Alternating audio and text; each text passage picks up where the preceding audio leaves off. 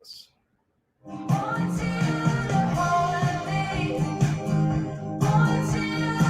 Here we go. 4:10. I got a peanut gallery today. Hello, everybody. Happy Saturday. That's Althea Grace.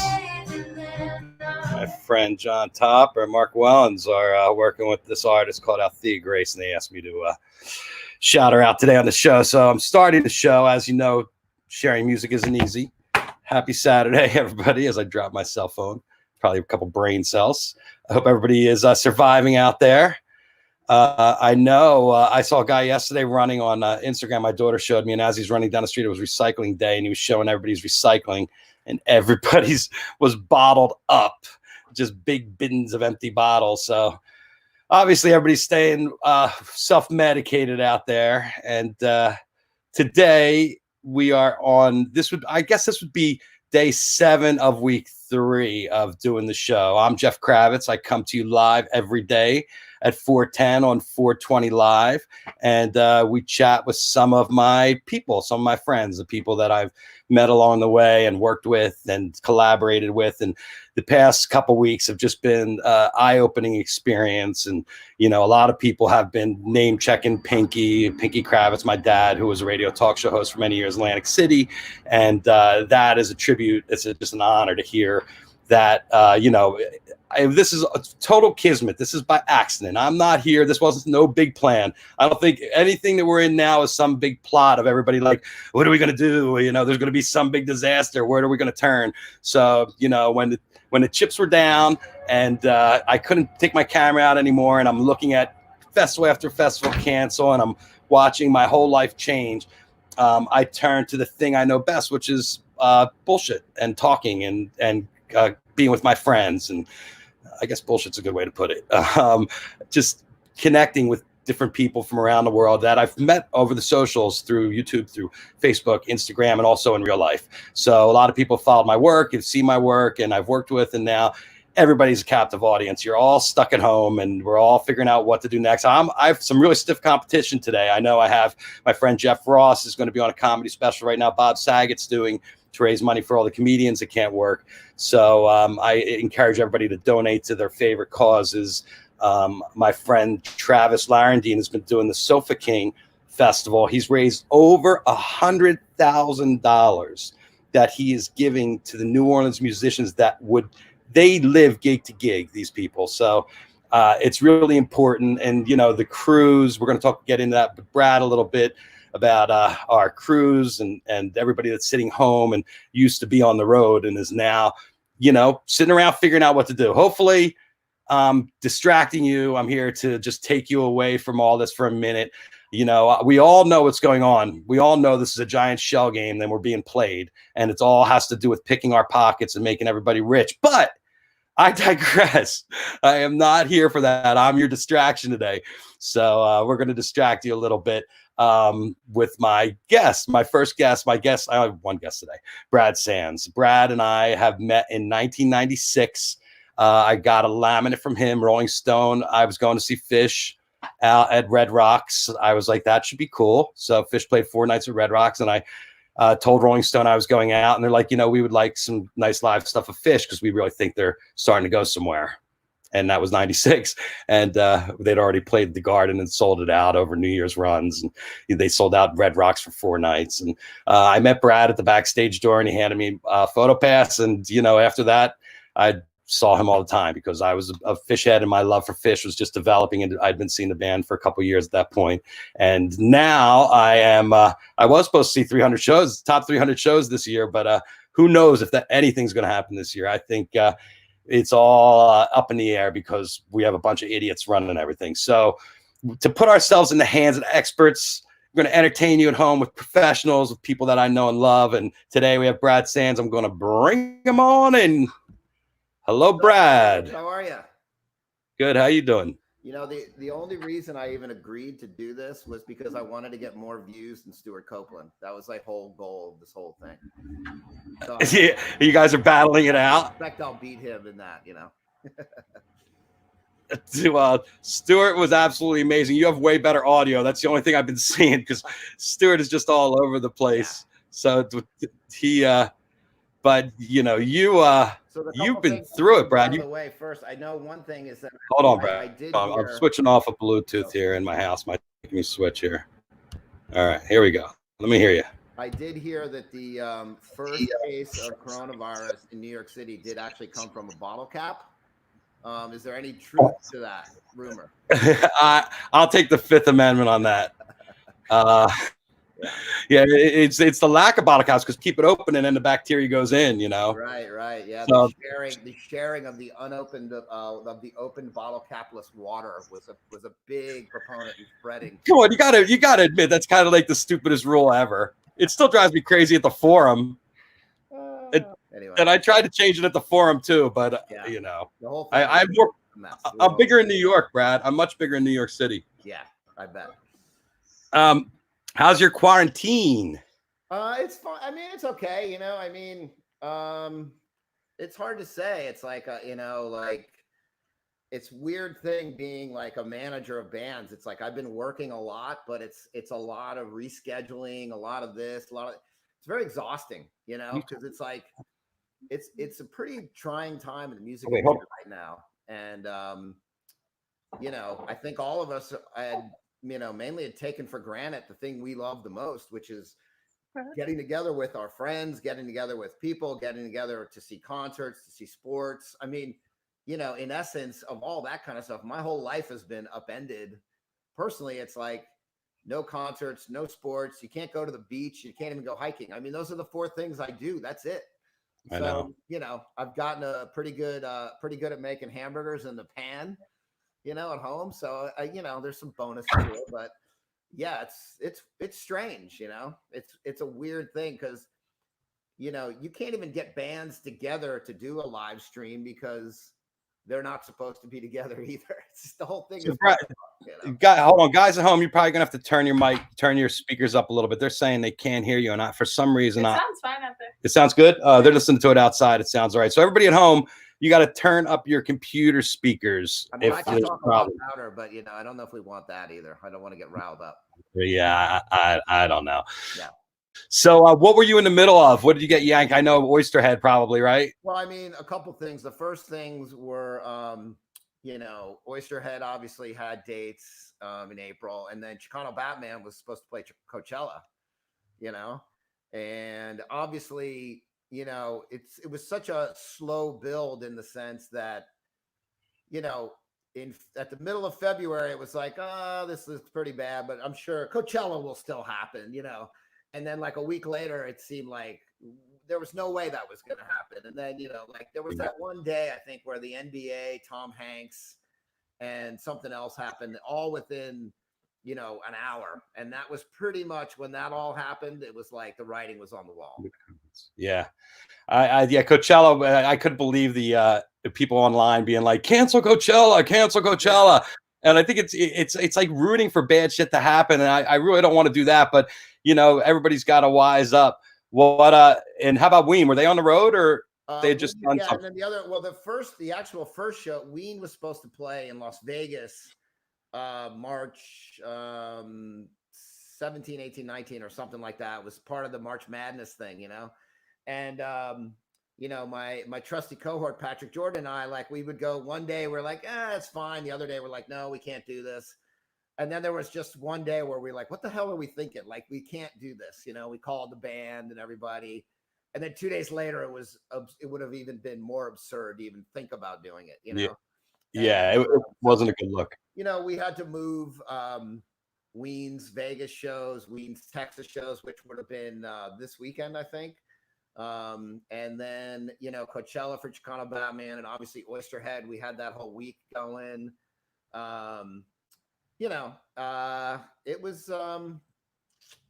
was weird. I mean, the whole thing just fell apart so fast, and it just sort of continues to fall apart day by day. I mean, I go through times where I'm really optimistic that something would happen by middle of the summer, and then there's times when it seems like maybe there won't be shows for the whole year, Yeah. So it's crazy. I mean, I think there's so many factors to all this, so many levels, but it does feel like there's a lot of fear and panic going on, which that part I can't say I have a problem with it. I understand, but it's not really how I would like to choose to react to this whole thing, like, but people in New York, I would talk to them on the phone. I talk to, the Balins, and, they're like, dude, we hear sirens every 5 minutes, and 600 people die. It's crazy, I mean, it's a bummer. It's sad. I shouldn't be laughing, but it's absurd, Yeah, no, it's sad. It is. I think it's a comedy. It's just a comedy of errors, and I just can't believe the way it's being handled. It's really disgusting to have to sit here and watch it and take it. Anybody that can watch it and understand it really knows. Yeah, I mean, it's one of those things where, obviously, we do not have the right people in charge to be handling this. That's obvious. Yeah. But I also wouldn't necessarily think that like anybody else would have sort of foreseen it earlier, maybe a little bit, but not really. I mean, nobody had any idea that this was going to happen in America. You could not have predicted it like this, and maybe they were a little late getting, a little late to the party, and there's definitely still a lot of stupidity going on, but this is one where I'm like, I don't think anybody could have we couldn't have dodged this bullet, I just realistically, I just don't think that would have been possible, Well, I think one way or another, something was bound to happen. I mean, when you karmically upset everything that much, the way that Trump did with the way he went in and what he's done, it's just like you just screw everybody because you can only take so much. Hey, Brad, are you on your laptop? Yeah. Go into go in your system folder, go into sound, and go into input or output, and it should be an output volume for your mic. Okay, I'll turn it and see if you could turn it up a little bit. Is that better? Is that the output or the input? That's the output. Should be the input. Volume, it said. Do input. Okay. It's all the way up. Oh, that's weird. And do you see a pinning there? You see it moving, right? Yeah. That's strange. I don't know what to tell you folks out there. I can hear Brad, but I'm listening. Try calling in from my phone. Yeah, try it. See what happens. All right. Can't hurt. Okay. Hang on. All right. Okay. So Brad's going to call us back. You guys have any questions? You can put them in there. I'm seeing some comments go by. We'll put it in. Oh, there you go. Tech advice from Kravitz. You can hear him. I'm getting different comments. Some people are like, Here he comes. Right. He's right here. Let's see. Oh, hello. Is that your computer or you? That's your phone, right? On my computer. I didn't change it yet. I was trying to figure out where the link was. Don't worry about it. Let's just go with this, Brad. Let's just everybody. There's not a lot of knowledge being dropped here anyway. Pretend you're at the show and some wook is talking behind you. Do the Jerry Cup on the ears there. So let's go back in the old Sands history. You grew up in Reading, PA, correct? Yep. And Flyers fan. Yep. And how did you make the transition from that to working with Phish? Well, I mean, the quick version of the story is that I used to have a job fixing computers and cash registers, which I was terrible at. I had tickets to see the Dead at the Boston Garden in fall of '91. I was on call for that weekend, but I still went to the shows. I got a page while I was in the show in Boston. Went to the payphone, called the store. I think it was like an Acme or something. You PA, New Jersey people know what the Acme is, and grocery store. And they said they couldn't shut their store down. The computer was offline. This is like a big frame computer, And I said, right, the old days. Did you try plugging it in and unplugging it? Unplugging it and plugging it back in. They're like, of course we tried that. I said, well, I'll be right over. And needless to say, I did not show up, and that was the end of that job. So after that, I started collecting unemployment, which, we'll get to that later.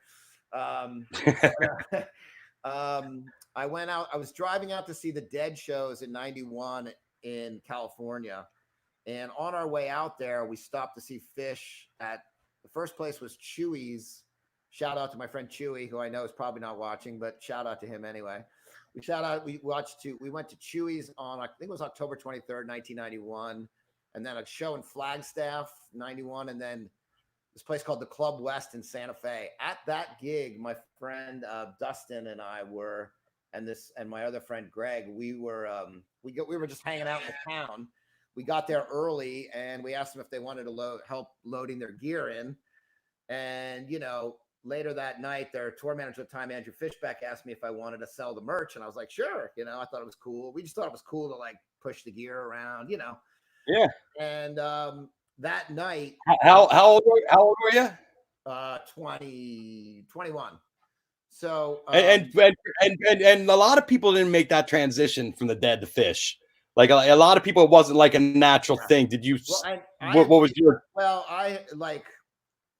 if you go back like 3 months into that story, my friend Greg, the guy who was out there with me, he came back from a rainbow gathering in Vermont with this Lawn Boy album, and we put it on. And we were like, "What the fuck is this?" Like, Fishman with the green face, and and yeah, kind of liked it. And then we're like, "Oh, they're playing Arrowhead Ranch in a couple weeks in July. Let's go see that."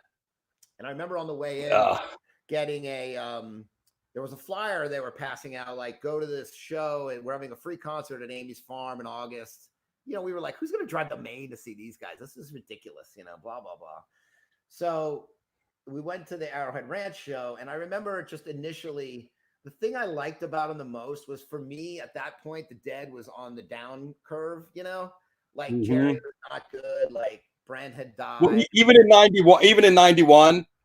Yeah, I mean, 91 had some good years because of Hornsby, but like Vince Welnick was terrible. I mean, he's not good, Yeah. And Jerry was, it just like the shows weren't great, I mean, I still loved it. And now I would trade anything in the world to go back to one of those crappy shows. But at the time, it just wasn't really doing it for me. And we went to see Phish, and like the thing I liked the most about them was like, their enthusiasm was so infectious. It was like these guys who were like, Trey just looked, I mean, he still looks that way. He just looked like like this kind of goofy guy up there, like, I mean, obviously ripping it, but also just looking like he's having the time of his life, And all my friends, we were like, oh my, we went to the show and, we may have taken something or not. And, we left after the 2 Arrowhead shows, and we're like, we're going to the Bayou the next night or whenever it was.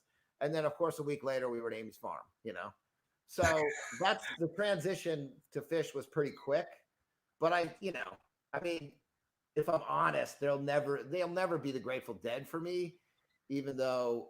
Well, it's so completely different. I mean, and my main difference between the Grateful Dead and Phish is that the Grateful Dead, Jerry's influence were like Lefty Frizzell and all those old school guys and all the rhythm and blues, and he was more into the old school stuff. Where Trey's influences were my influences: Zeppelin, Genesis, Frank Zappa, I think more the than Dead. That, though, it's like, I thought Trey said it best, like. He's like this. The songwriting of the Grateful Dead is like classic American lore, so to speak. Right. Like, Trey didn't grow up playing cards by the river. He grew up playing ball in New Jersey. Like, you can't write those songs, right? Too or whatever, So that was always the difference. But the thing I liked the thing I did like about Phish that I thought was comparable to the Dead is like there was always a little bit of a dark side, and it got like, even in the early 90s, the dark side was this kind of playful prankness kind of darkness, and then obviously in the mid to late 90s, there were other things that made it dark. But like musically, like it's like, I feel like I was in that Dead movie or something that Jerry said something like, light isn't really much without dark. It's like if you have just constant like la la la and rainbows and flowers and all that crap, it's not the same. I mean, Scarlet Begonias is a great song because, there's darkness even within that sort of super happy thing, Right. So I don't know. I mean, it was like, and I'm not trying to compare the two at all. It was just more like, when I worked for Phish, when you're in it, it's like, it's the greatest thing in the world. It's like, it's all that matters. And, those like, I don't know, 14, 15 years that I worked for them were just, it was the time of my life, it was great. I mean, I have no regrets, And they set you up for the future, really, because everything that happened kind of outside of that, when Well, you you know, spun into the Oysterhead, and then all yeah, I mean, everything happens for a reason. I mean, you know, Oysterhead was it was really cool to do that in February because it felt like it literally was. I mean, even before it was like those three guys, I had worked with all of them, and you know, but I'd met Stewart through the first time I met Stewart was he'd flown to Burlington and I had to pick him up at the airport, you know, and I was a huge Police fan, you know, of and course, you know, it's like fucking Stuart Copeland, you know, and he comes bounding off the airplane like with his energy that you had him on the show, and he's like, you know, in Burlington, it's like 10:30. He's like, let's go get a sandwich, and I'm like, fuck, I'll take this guy, you know, like it's like it was just kind of like it's crazy. You're like walking around Burlington with Stuart Copeland. I'm like, what the hell am I doing? You know, this is nuts, you know? And you know, but then I did that Police tour 2007, 2008, which was amazing. right? You know, like that also was some of the greatest times in my life. And, you know, then working for Les the past 10 years was also like, or is also just like, you know, such a rewarding experience. And he's truly one of the great musicians and great people. Um, Yes. so then to have Oysterhead kind of come back this year was really, it really meant a lot to me. You know, I get a little choked up when I talk about it, but I mean, it was just, you know, it was like, sorry. Well, it's all your worlds. It's all your worlds colliding at once. It's It was everything all you've been like, working. yeah, it was just like, you know, it's like I hadn't worked with Trey in a long time, and Trey and I were best friends for years, and it just felt really good. And then for it actually to go really well, like they played great. I mean, the Yeah, show they played went really great, well. you know, and you know, it was I don't know, it was not necessarily better than I expected, but it kind of was, you know. So Yeah. Well, uh, it certainly was when I heard it. I was like, wow, I wasn't expecting much, and I yeah, put it on, and I was like, you know, whoa, the these interesting guys. thing is like, you know, I think that both Les and Trey together have played so much. You know, they're just both playing. They're both at the top of their game. And you know, Stewart doesn't play drums as much as those guys are out on tour and doing this and that. You know, but it's you know, it's Stewart Copeland. Like you don't if like that's what we're like thinking. Oh well, Stewart hasn't played drums in a while. We're gonna be all right. You know, It's gonna be fine. he's a fucking It's gonna legend. be, And he was yeah, killing it. And like it's really cool to see all three of them up there. Like, you know, like it's really cool. It's a unique band because all three of them are kind of alphas, and Trey and Les, especially in both their bands, sort of, you know, Phish is more of a, you know, like a band in a sense than yeah, like, but you know, they're both Les and Trey are both kind of in control of it, and to see them have to kind of like play off and with each other like that is it's a cool thing, you know. yeah, And then they both really embraced it. I thought it was great, you know. yeah. Well, the singers are usually the guys in control because they decide what songs they want to sing. You know, that's kind of the way it goes. Well, So, and both of those guys are so unique, and they have such a unique approach, and you know, so I think Lennon Claypool could be one of my favorite projects that Les has ever done. yeah, It, yeah. I it, mean, that one that's like an amazing project. I mean, that's another kind of a thing where Les and Sean together, like it's pretty amazing because they both bring out like such a great um side of each other. Like Sean brings out this kind of songwriting side and Les that like not everybody can bring out. And then Les kind of brings out the John and Sean. You know, it's like when you're around Sean, it's like the guy's not only is he John Lennon's son, but he's Yoko Ono's son. You know what I mean? Like that's a pretty right. crazy, powerful thing, you know? And I don't know, man. Those two guys together, they keep doing that project, which I'm sure they will.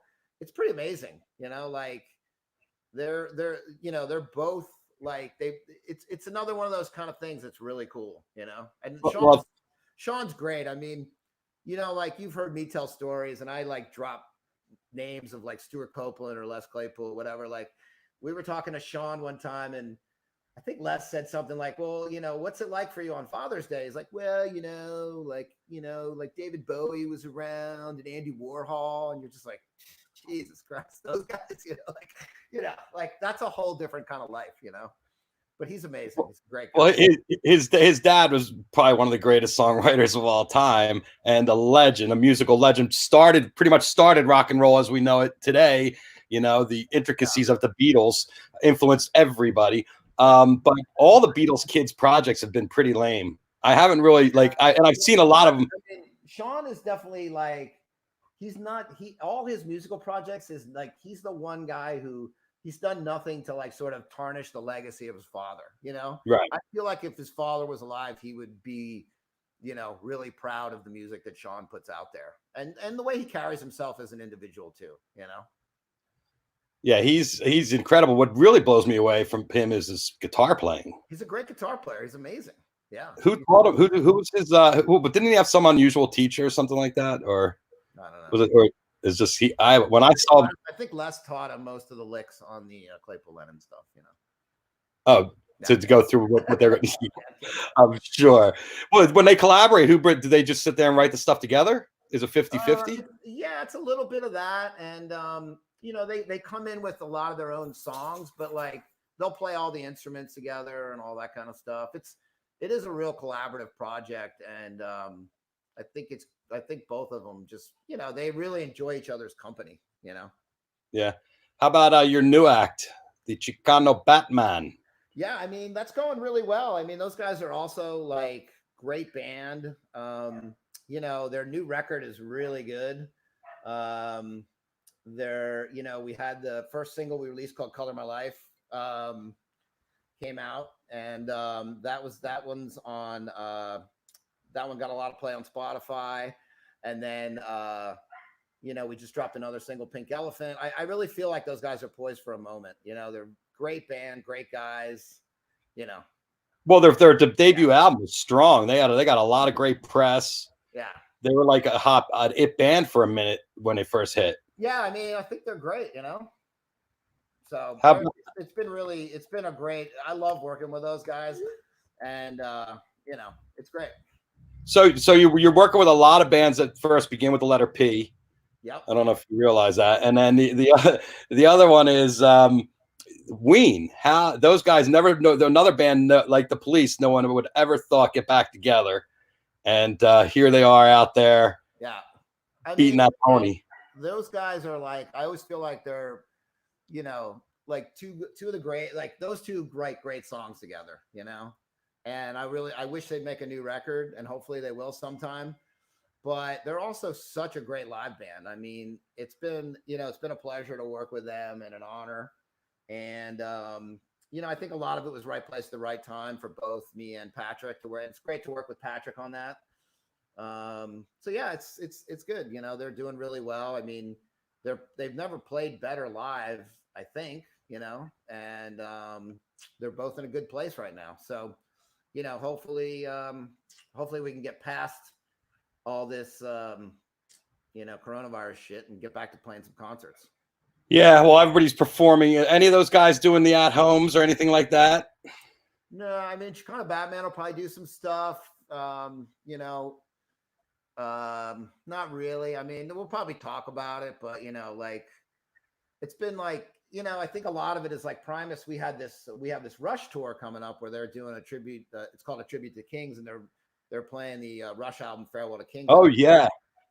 And you know, it was just one of those things that, like, you know, everything was coming together and going really well. We were so excited to get out there and play and all that. And then it's just like, now we're just rescheduling everything, you know? So hopefully we can get out and do some shows.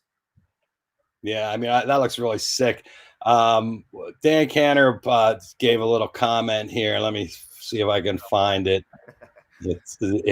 He said, Les tried out for Metallica. There it is. Is that true? Yeah, it's like, you know, whenever Les goes to an interview for a radio station, they ask him about South Park and the Metallica tryout. So it's the same story. Really original question. Right. What do we got? He was too good for Metallica. Yeah, let's see some shots. Yeah. What do we got? Timmy Carota. Yeah, let's see that. CK, you see it? I think it's one of the first ones. Oh, we got some photos. talk about this guy. There's my boy Chris and Sue in the background with the peace sign. Wow, that's big. Yeah. She doesn't really like pictures, so she's kind of hiding back there, but pretty great time. Looks like maybe the Gorge. Is that right? Yes, very good. Yeah. Yeah. Oh 09. I must have been eating a lot of sandwiches back then. I looked pretty good. Chris looks great. Yeah. Yeah. I mean, Chris and I, it's funny because, back to the story of me getting my job, I don't think I would have gotten the job had they not, if Chris would have been able to pull his own weight as working. Oh shit. I don't think I would have been, they needed me to kind of pick up his slack. So I owe it all to Chris, really.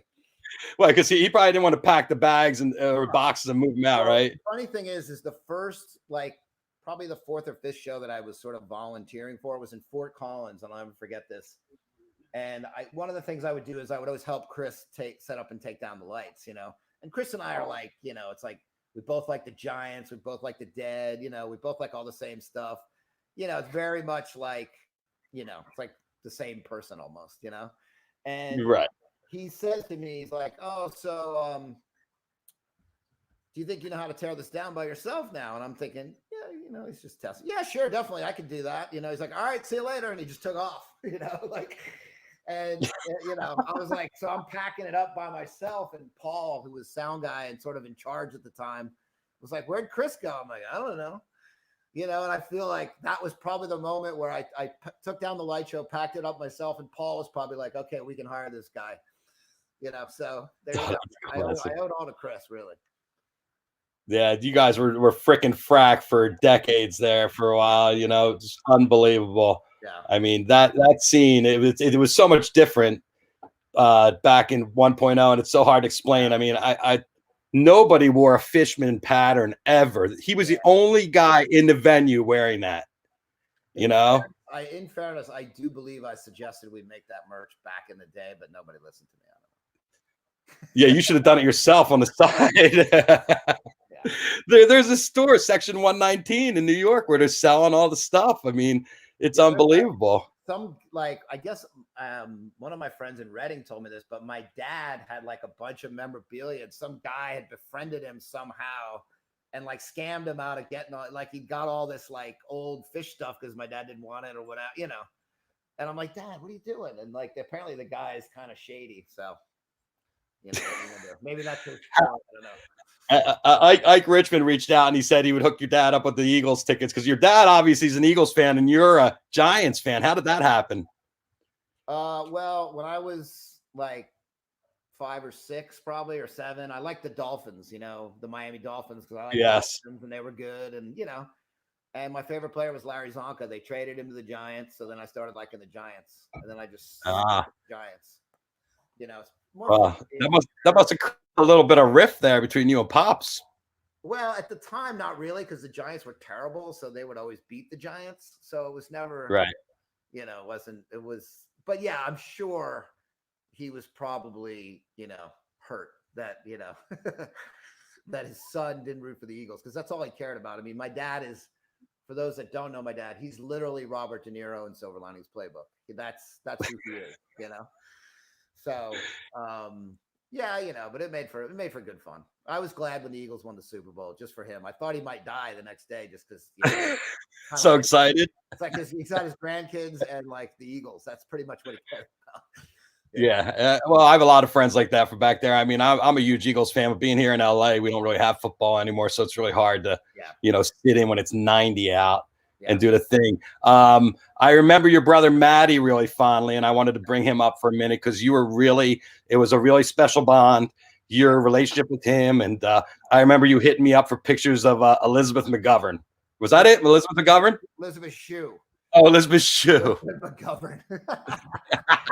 Elizabeth McGovern sang the song for the Poseidon Adventure, right? Who is Elizabeth McGovern? Is she even like a George Clooney political thriller? No, I think she sang "There Has to Be a Morning After." That was the theme song of the Poseidon Adventure. Yeah. No, that was so by Elizabeth Shue, right? Yeah. Karate Kid, Adventures of Babysitting. The funny thing about Maddie was he really took him and Trey also really had a special relationship. those two really bonded, and like he would always like he only wanted to hear, I think a lot of people know that his favorite song was Julius, but that's because they played it on like Letterman or something. So he Right. only liked the songs that they played on TV, Gotcha. So I mean, he liked the other ones too, but like one of the funniest stories about Maddie was when I was on the Police tour. He came to the show in Hershey with my parents, and I introduced him to Sting, and Sting had a beard at that time. And Maddie always sort of identified anybody who has a beard as a bum, And so he said he met Sting, and he looked at him, and he looked at me, and there was a bunch of people around, and he said, he looks like a bum, and everybody just kind of started laughing because everybody else wanted him to shave that thing too, And then like the first thing he says to Sting, it was right after Trey had gotten arrested, or that time, and Maddie just 2006, right? And he said Sting, he's like, Trey got arrested. He bad drugs, Sting was like, oh, okay, sure, yeah, like what's he talking about? It's pretty funny. And, I remember at your wedding, I brought a little tiny flip, but we didn't have phones way back then, and I shot the video of the band playing, which 100,000 that time the band hadn't been back together. But the one thing I remember is Maddie sitting there, and they'd finished like 3 songs, and he just looked at Trey and said, "Julius." Yeah, exactly. Yeah, good old Maddie. He was a good one, Yeah, it's there's a lot of special angels out there to come in and touch our lives throughout our worlds, and we're lucky that so many surround us. And I've seen the amount of love I got when I got more reaction from you being on the show than anybody else. Jeff Ross, Stewart, like Sam's is coming on. Everybody's like, Sam. Yeah, they all want to know. Our friend Leon has always been after us to have a radio show, right? Well, shout out to Leon out there. I know he must be watching. Hopefully, yeah, I hope so. He's in Puerto Rico lockdown, huh? Yep. What's yes. That? No, he's down in PR. I mean, everybody's just living on it. Let's see another shot. Oh, here we go. Here's a rogues gallery right there. Oh, PK, look at that. Jeez, I look great in that shot. Hey, I only had limited things to pull from. Better here. This is at the Gorge. Yep. What's really interesting in this, like you go to the Gorge now, that whole thing is blocked up, and with windscreens, and you can see the old light show hanging there. I think that's when I went up there with Skip Page to talk to Richard and a few other ones about Festival 8. Yeah, Festival 8. Yeah, I remember seeing Skip there, and I was just like so mystified at what he was doing all the way up there. The Skip produced Coachella for years and works with AEG, and Brad dragged him up there, and Brad is responsible for Festival 8, and I have to say, one of the best fairgrounds they've ever had the festival on. I mean, I like Magna Ball, but obviously upstate New York has issues with the weather and stuff like that. That was one of those things where I remember me and Richard were at Coachella, and the two of us together were like, this place would be great for a Phish festival, especially because a lot of it was about the fact that it was like the sort of anti-Coventry in the sense of like, you're not going to have problems with like parking on the grass and this and that. And, I think the funny thing is like, I don't know how a lot of people know this, but it seems like I think Coachella got a lot of their new, Coachella had never had car camping until we did the Phish festival there, Coachella had they had that convoluted system with lockers and tents and all that crap, and we did that festival with the car camping, and the next Coachella was the next year they had car camping, and also I think that they did a show in October, which they felt like, oh wow, hey, October, we should do other shows here, and I think also having one band on the site really opened up a sort of a different way of thinking about the site in general, Yeah. Well, some of the things that you guys did, they still do at Coachella. Yeah. So I know 3-day passes was one of them. Yeah. Because at that time they were selling, before that they were selling individual days. And as soon as you guys came in and sold, and they're like, you can do that? Yeah. Yes. It was it was great to work with them too. I mean, they're the best in the business now, and I think it was a very it was an enjoyable experience for sure. Well, like the Dead was responsible for innovating a ton of stuff when it came to sound and lights, and these step-on pads that activate the microphone as you get closer. You know what I'm talking about? Yeah, of course. But Phish doesn't have that, do they? No, but it was always funny because the Dead, like, they had all that innovative stuff, but those pads, I remember, like, sometimes they wouldn't work, or and Jerry would just be talking, and he's like, it's a funny story. One time, John Paluska and I got to go on stage in Oakland when the Dead was playing because Kid Candelario was trying to be like something to do with our merch or something, I don't know, and so they let me and John listen to the headphone mixes because the Dead were on in-ears at the time. It was probably 94 maybe or something. And it was pretty evident in listening to that they were not listening to each other at all. Like Jerry's mix was basically vocals, guitar, and like a tiny bit of kick drum. I mean, it sounded amazing because that's kind of really all I wanted to hear, but right. There was not a lot else in there. Yeah, well, there wasn't a lot. All right, we have a question from the Peanut Gallery, and I've seen it pop up a couple different times. Yeah. And people want to know, when Trey called you a fucking tool in Bittersweet Motel, was that something set up, or was that the camera just happened to be rolling when you walked in? My memory's a little hazy. I feel like it could be either. Put it that way. It could be either. Because I think he probably had called me a fucking tool, but we also like to make a good movie for the people. Yeah, it was. Funny story about that movie was there was a scene where me and John Paluska tried to sort of like act a scene about talking about like festival setup or something like that. Right. Like the two worst actors on the planet. It was so bad. It was just unbelievable. But that was fun making that movie. I had a great time. I loved it. And that guy's gone on to make great movies. Come on, yeah. And wherever he shows up, some tweaker yells "Bittersweet Motel." Well, it's funny. I was I was on a flight once with Bradley Cooper, and it was right after The Hangover had come out, and he asked to borrow my cell phone charger. So I was like, okay, well, here's my in to talk to him. And I started telling him about how I worked with Todd on this movie, blah, blah, blah. He's like, yeah, okay, cool. Here's your charger back, like nice guy though, but still, really care. I mean, he was, it was fun. We had a good time.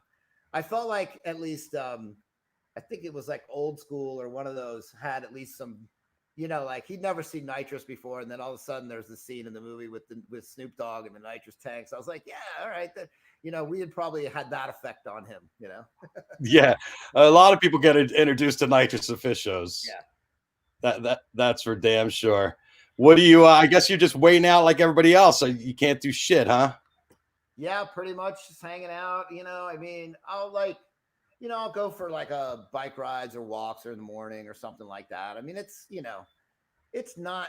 I don't want to say it's not that bad in California, but it's not bad like in that sense. Like, where I live, I can go outside and do stuff and not run into people, and yeah, it's pretty spread out.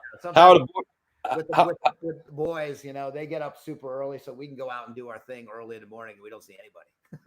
How are they handling it? Are they no different? They don't know anything. I'm really glad they have each other. Put it that way. Right. For them, it's funny. Like sometimes we went for a bike ride the other day in the morning, and we rode down towards Playa down there, but whatever that bridge is, the Marvin Brandy Bridge that goes. Oh yeah. And there's these signs that says like beach is closed, blah, blah, blah. And I made them go over and take a picture because I just thought to myself, like, this is going to be that time 20 years from now, like this is going to be, it's nothing's ever happened like this, like, we're gonna do it, so. Well, that's the mantra around here is that we're just dealing with an unknown. And I don't know what to tell everybody we just got to keep on keeping on and keep up the faith and, keep each other entertained through these times of uncertainty. Because I mean, I think the one thing is like, as far as the concert business goes and all that kind of stuff, man, we are all going to be so appreciative of like getting back in there and doing shows, from the crew and the bands and the fans all together. It's like, I think it's one of those things we all you take it for granted that you're always going to be able to get into a room with a bunch of people and hear some great music, Well, I think you take it for granted. You can walk down the street and go to a fucking restaurant and get a plate of food too and sit down and eat. I see everybody's eating in their cars now. You pull up anywhere, they get the food, they just sit there, they're just chomping it down. They're like, here's what my one little thing about this. It's like everybody's talking about gloves and masks and this and that. Like, what about like maybe you might want to, how many times are you going to have to, like, you may wash your hands 20 seconds, but then you pick up your damn phone right away, which has been sitting in germs for the whole time. Put it right up in my face. Hey, bud, what's going on? I'm going to hold it right here. Isn't that the thing that has the most germs of anything? Like, yeah, but if you keep washing your hands though, then you should be all right. Yeah, I guess, except for if it's still living on the fucking phone. I don't know. I just find that kind of funny. Like a person who walking down the street, like, first of all, like there's that kind of shaming if you're not the social distancing thing. Like somebody's outside walking down the street with all this gear on and you're walking by them. And if you're 5 feet, not 6 feet, they give you this stink eye and they're on their phone. And I'm like, if you're that concerned about it, just stay home, Anyway, that's just me. Yeah. People are concerned, and I heard they're just going to be clamping down more. And no, I just think like don't give me the stink eye for walking by you when you're outside walking too. Well, have you been in the markets? I mean, it's impossible to be in a market and not come within 3 feet of somebody. Yeah, I mean, what are you gonna do? I don't know. Yes, I will gladly respect the social distancing because I know it means a lot to other people.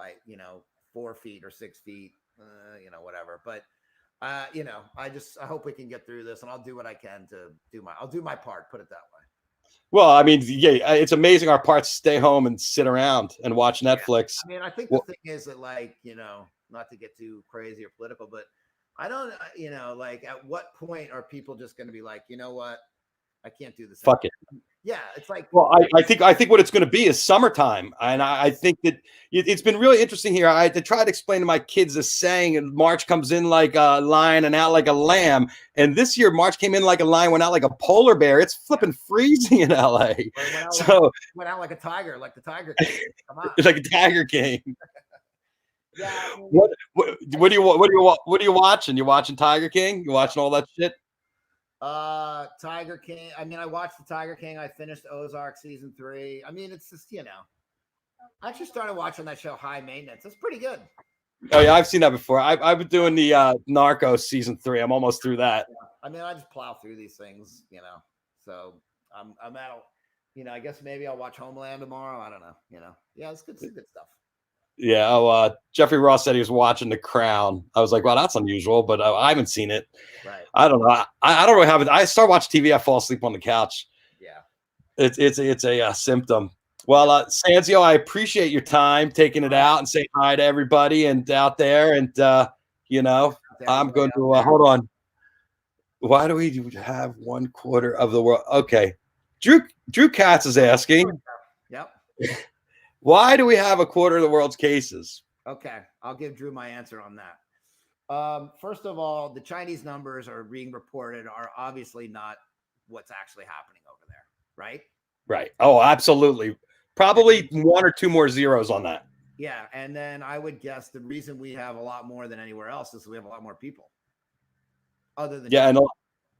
I agree. And China. Well, there is this whole conspiracy theory. You've been seeing any of that about how the Chinese, that's their thing, and that's how come there's so few deaths. If you look on the official map, there's 6 people dead in Shanghai, and I think 8 or 9 people dead in Beijing, and they're the 2 biggest cities in China. Yeah, I mean, come on, it can't be real. Yeah, come on. I mean, I don't know. I think that obviously, like a place like New York is, I mean, the freaking subway's still open. They're telling us we can't walk on the beach, and they got the goddamn subway open. I mean, that place is the subway is like they might as well call that the Corona car. I mean, geez. The Corona car. Come on in. How's the beer sales for Corona? That's got to be rough. Well, the actual thing is, I was talking to Matt Laz the other day about stocks, and one of the stocks he's shorting is Anheuser-Busch, which I found was interesting. And what he's saying is, you're not selling the kegs. Nobody's in the ballparks. Nobody's seeing concerts. He goes, that's where they make their money, is selling massive amounts of beer. Yeah. So, I could see They that. did? I guess. Yeah, that makes sense. What happened to the show? Is that a stock tip? Short Anheuser-Busch. Yeah, he said that, and I guess he did win. All the stuff, if you think about it, it's pretty easy to pick what the short these days. Right. You know, look, here's a McConnell checking in. Steve McConnell. Yep. What's up, Steve? Saying hi. This is a beautiful wife and Molly bailing. And I listen, Riff, as far as breaking Stewart's numbers, the thing you got to realize is Stewart was my first week in. You know, that's where I really was like, oh shit, Stewart's going to do the show. So now I've had that momentum from Stewart and Jeff Ross and David Shaw and Rick Farman, who's another great guest. Yeah. So I was everybody, higher numbers. Reba 420. Yeah, I missed 420. It's 5 o'clock now. It's tough. All right. Good talking to you, Sanzio. See you soon. Everybody, Brad Sands, ladies and gentlemen. See you later. Thanks for tuning in. There you go. Rock and roll family, legend. Guy's been in business and with some of the finest bands in the land. I mean, come on. Phish all through the 1.0 and 2.0 too, right? Yes, I think. Yeah, 2.02. 1.0, 2.0. And then into the Police, the Primus, the Lennon Claypool, one of my favorite acts. You know, you want to know thoughts on Trey's quarantine songs? I know Brad has not heard them.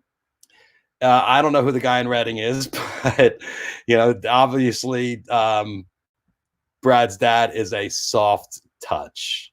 So, I appreciate all you guys. We're hitting 5 o'clock. I know there's other stuff going on. You're supposed to go howl at the moon right now. So if you're howling, go howl or yell and scream. And I think I want you all to be safe and take care of each other. Oh, tomorrow's show, we have someone special to me and someone I'm going to introduce you all to. Her name is Rose Ordilli, and Rose is an animal trainer that's worked on all the big ad campaigns. She does animal colorization, and she also spent time doing movies, worked with the bear and Dr. Dolittle. She's worked with ligers and tigers and bears, oh my. So we're going to have her on tomorrow to give us a little perspective on what it's really like inside that training business. I mean, she was more on the Hollywood end than the petting the cub end, but she still has a little perspective on what's going on. We're going to pick her brain because later in the week, on Thursday, we're going to have Dan Matthews from PETA.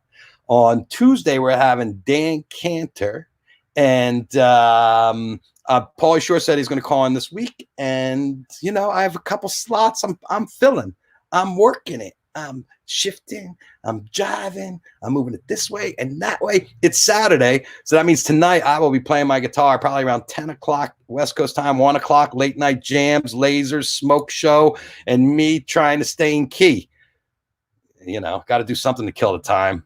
So I love you guys. Please stay safe. Take care of each other. Here's the big virtual hug. See you tomorrow, 4:10. Thank you, Brad. Check it out. See you later. Bye.